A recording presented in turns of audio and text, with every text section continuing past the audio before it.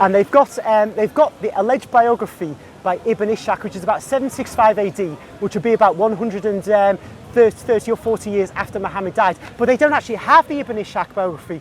They've got it. That was just kind of disposed of and used by another Islamic writer another 50 years later, where he said he incorporated parts of what Ibn Ishaq said. So we only have a biography of Muhammad about 200 years after. It's the hadith about 250 years after that we start getting the collections, the famous collections.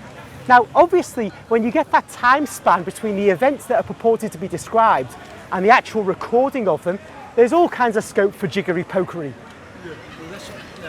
And this is why, you know, you get people who say, look at early Islam. Look at what we know of it from the outside.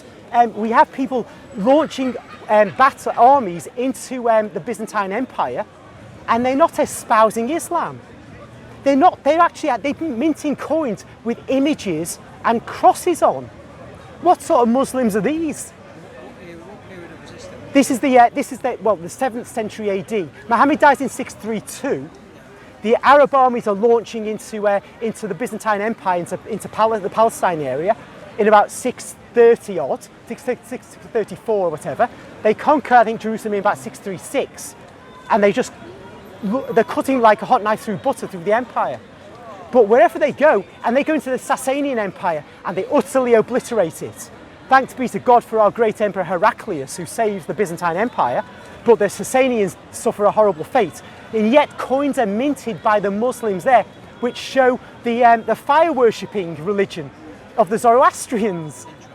So what on earth are true Muslims doing that for?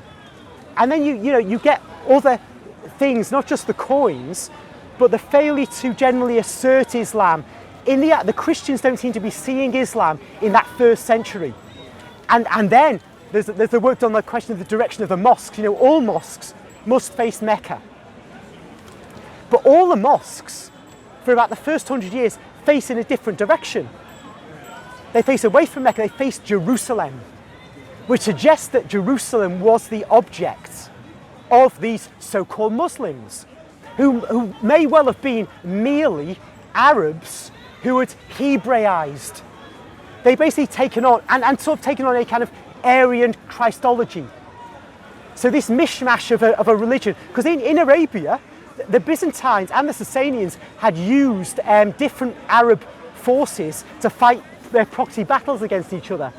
And many of these Arabs who were used by the Byzantines had a certain form of Christianity to which they adhered. Usually not Orthodox Christianity, but you see what could happen. A so-called prophet arises, a great warrior. He espouses a version of Christianity. There's Jews around. He takes on board some of their teachings.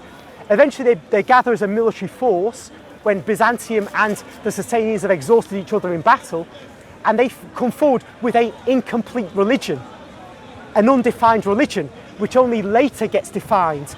And by the time of the Hadith, it's read back, Islam is read back. It's read back into that century when Muhammad lived, but it wasn't really there. And this is a common practice, isn't it? You read things back which weren't originally there.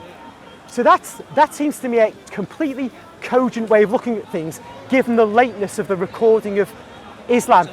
Yeah, because if you had a Qur'an, as I said to the gentleman, from the time of just after Muhammad, it doesn't say very much, the Qur'an. It's just exhortations here and there, this, that and the other. The real meat and gristle of the Islamic religion is in the Hadith. You know? It's written much later. Yeah, yeah.